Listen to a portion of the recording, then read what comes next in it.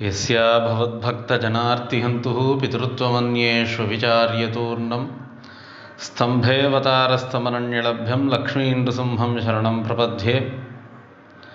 श्रीमान् वेङ्कटनाथार्यः कवितार्किककेसरी वेदान्ताचार्यवर्यो मे सन्निधत्तां सदा हृदि।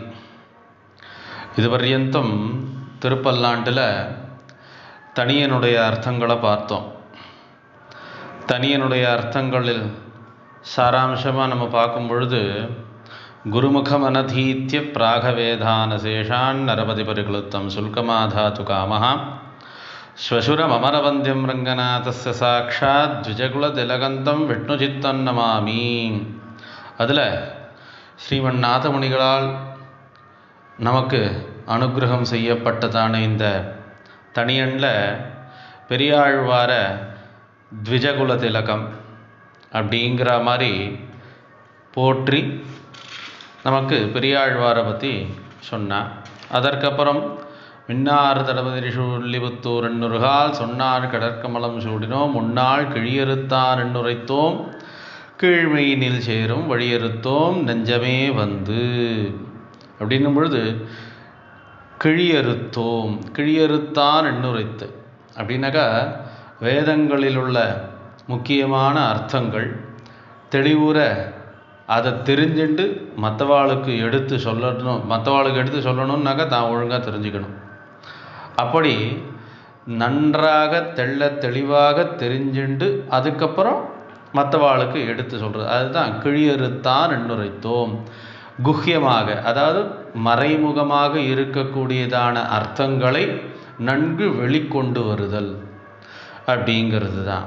அப்படிப்பட்டதான பெரியாழ்வாருக்கு அதெல்லாம் பல்லாண்டு பாடினார். வழியறுத்தோம் நெஞ்சமே வந்து பின்னர் பட்டர் அருளி செய்ததான பாண்டியன் கொண்டாட பட்டர் பிரான் வந்தானென்று ஈண்டிய சங்கம் எடுத்தூத வேண்டிய வேதங்களோதி விரைந்து கிழியறுத்தான் பாதங்கள் யாமுடைய பத்து.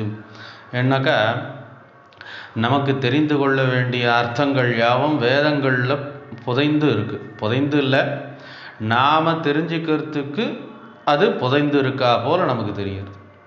அப்படி நமக்கும் தெரியணும்னாக்கா இந்த மாதிரி ஆழ்வார் ஆச்சாரியர்கள் மூலமாகத்தான் நமக்கு வேதங்களினுடைய அர்த்தங்களானது நமக்கு நன்னா தெரியும். அந்த யாரும் சொல்ல முடியாததான, யாராலையும் மற்ற விஷயங்கள்னாலையும் தெரிஞ்சிக்க முடியாததான ஒரு விஷயத்தை நமக்கு எடுத்து சொல்கிறதுக்கு ஒருத்தர் வந்துட்டான்னாக்கா நாம் அதை ரொம்ப நன்னா கொண்டாட வேண்டிய விஷயம் அல்லவா. அதைத்தான் இங்கே பட்டர் சொல்கிறேன். ஈண்டிய சங்கம் எடுத்தூத வேண்டிய வேதங்களோதி, நமக்கு வேணுங்கிற வேதத்தினுடைய அர்த்தங்களை நன்கு எடுத்து சொல்லுறதுக்குன்னு ஒருத்தர் வந்துட்டான்னு நன்றாக சங்கு ஊதி நன்றாக கொண்டாடினாலாம்.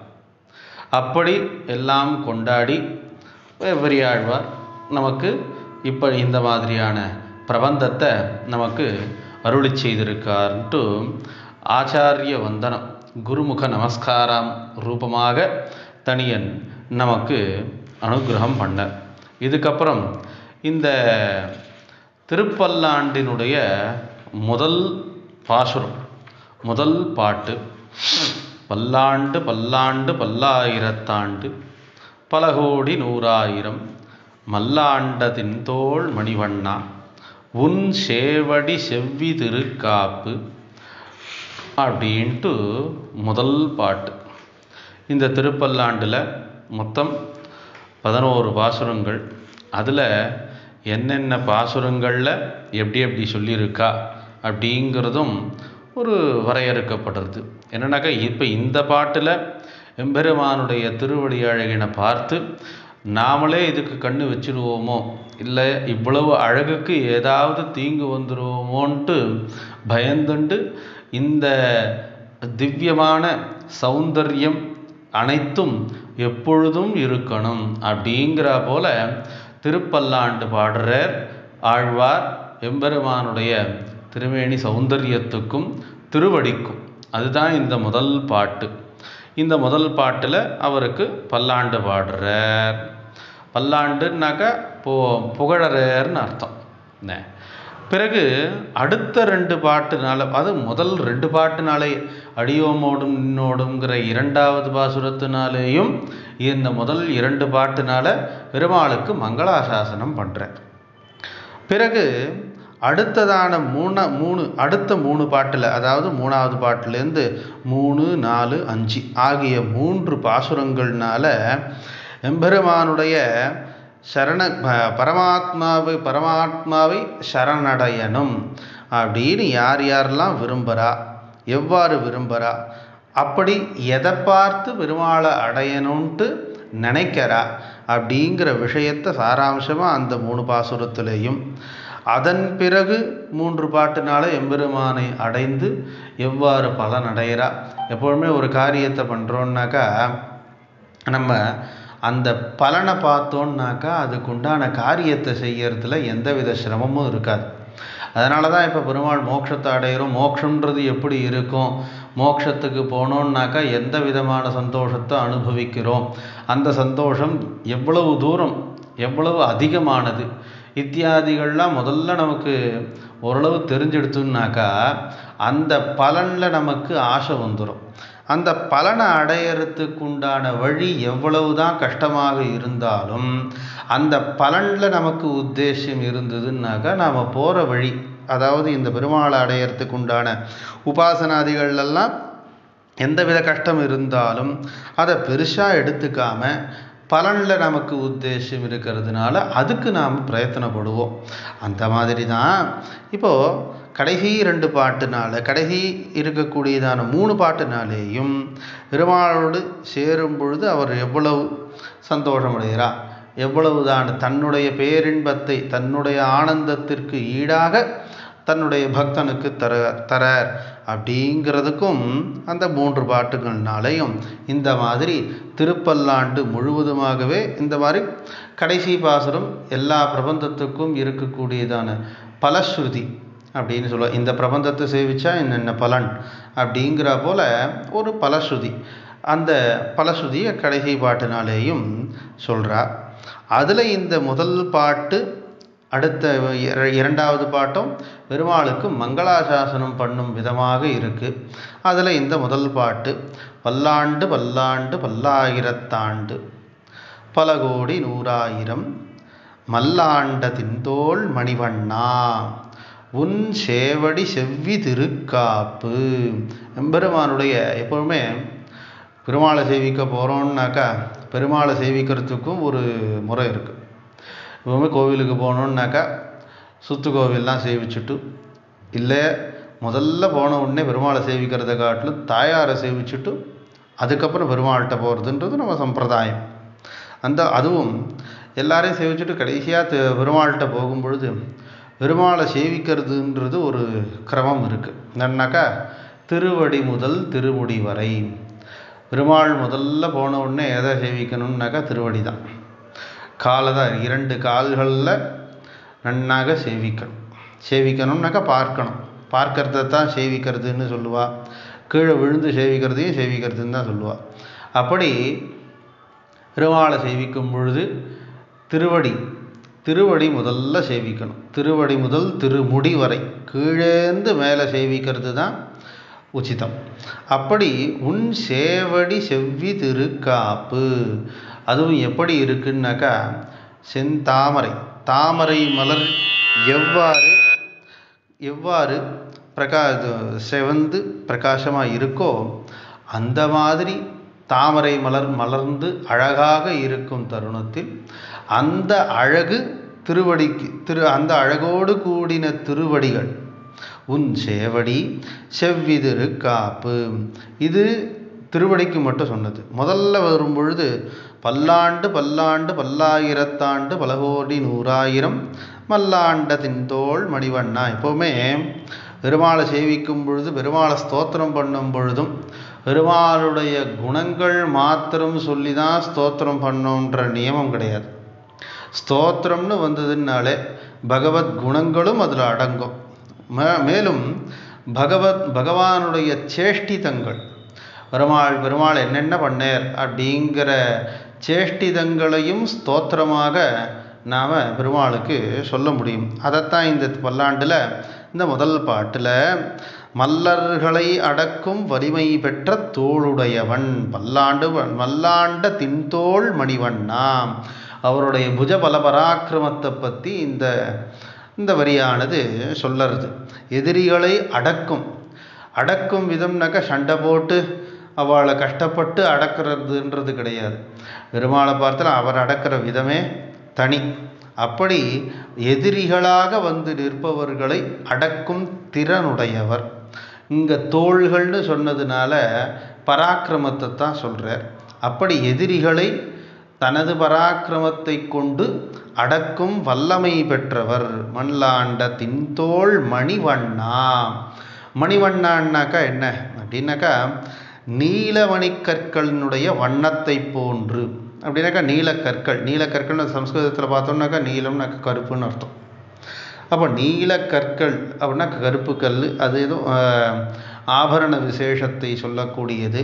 இப்போது வைரம் வைடூரியம் இத்தியாதிகள்லாம் இருக்கும் இல்லையா, அந்த மாதிரி நீலமணி கற்கள் பெருமாள்கிட்டலாம் இப்போ நிறைய திவ்ய தேசத்தில் போனோம்னாக்கா எல்லா பெருமாளுக்கும் சாத்தியிருப்பா, நிறைய பெருமாளுக்கு சாத்தியிருப்பா. நீலமணி கற்கள்ன்ட்டு பெரிய கல், அதற்கு விலைன்றது மதிப்பே கிடையாது, அவ்வளோ உயர்ந்ததான ஜாதியை சேர்ந்தது.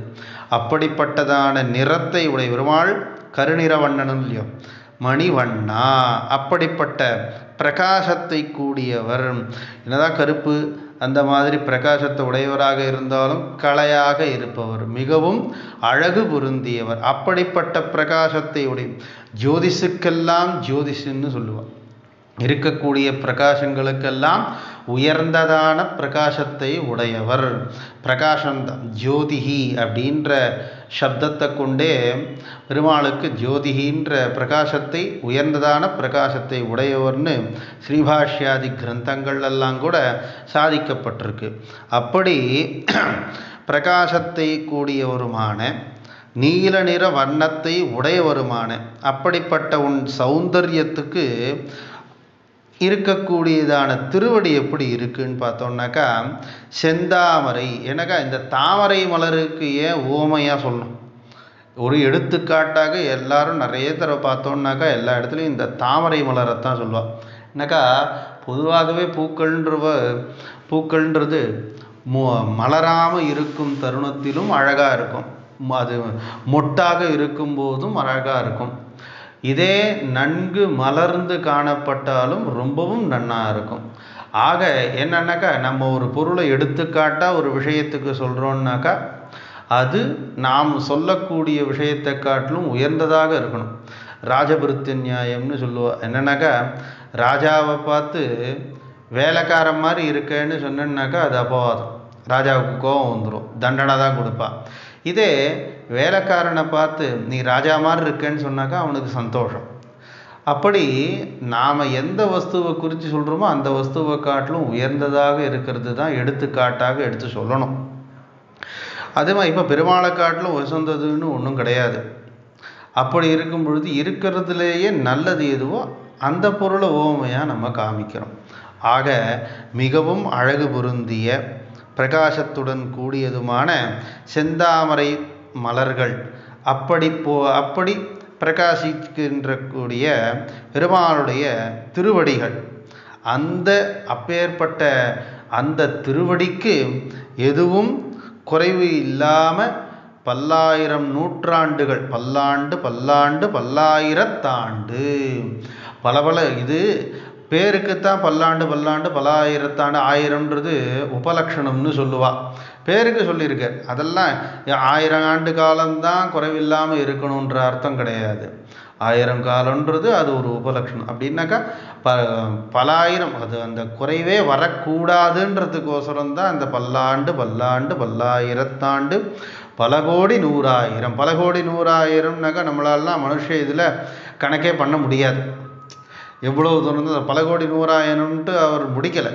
பல கோடி நூறாயிரம்ன்றது அது வரைக்கும் தான் மனுஷனால் சொல்ல முடியுன்றதுக்கோசரம் வாழ்வார் அதோடு நிறுத்தியிருக்கார். இல்லை அதுக்கு மேலேயும் ஏதாவது விவகாரம் உண்டு சொல்ல முடியும்னாக்கா அதுக்கு மேலேயும் அளவு சொல்லியிருப்பார். அதனால் இந்த பல கோடி நூறாயிரம்னு சொன்னதுனாலேயே இது பர்யந்தந்தான் அப்படிங்கிறது கிடையாது. அதில் இன்ஃபினிட்டின்னு சொல்லுவாளோ இல்லையோ, அந்த மாதிரி எல்லையில்லாத ஆண்டுகள் அப்படின்னு அர்த்தம். அப்படி எம்பெருமானுடைய திருவடிக்கு எந்தவித குறைவும் இல்லாமல், அதாவது குறைவுன்றது பெருமாளுக்கு எந்தவித குறைவும் நம்ம சொல்ல முடியாது. ஆனால் நமக்குன்னு தெரியறது இருக்கோ இல்லையோ, ஒருவேளை வந்துடும் மனுஷனுடைய சுபாவம் அது. அதாவது பிரமம், பிரமாதம், மோகம், விப்ரலிப்ச அப்படின்னு சொல்லுவா சம்ஸ்கிருதத்தில். என்னென்னாக்கா ஒன்றை மற்றொன்னா தெரிஞ்சுக்கிறது, ஒன்றை தப்பாக புரிஞ்சிக்கிறது, வேற மாற்றி தெரிஞ்சுக்கிறது, மறக்கிறது, புதுசாக சொல்கிறது இத்தியாதிகள்லாம் மனுஷனுக்கு இருக்கக்கூடிய எப்பேற்பட்ட ஞானவானாக இருந்தாலும் இந்த தவறுகள்லாம் மனிதனுக்கு வருவதுன்றது இயல்பு.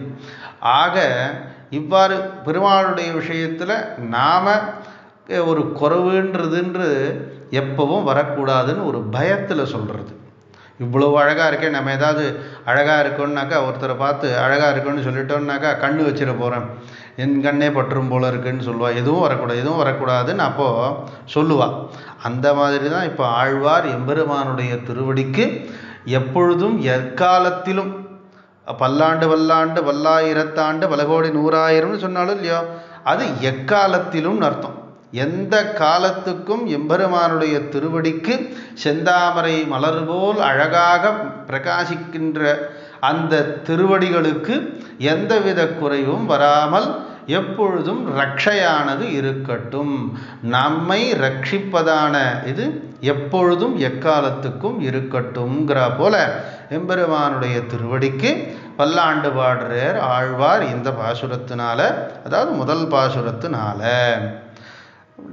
கவிதார்க்கிக சிம்ஹாய கல்யாண குணசாலினே ஸ்ரீமதே வெங்கடேஷாய வேதாந்த குரவே நமः. ஸ்ரீமதே ஸ்ரீவண்டடோப ஸ்ரீரங்கநாத யதீந்திர மகாதேசிகாய நமः.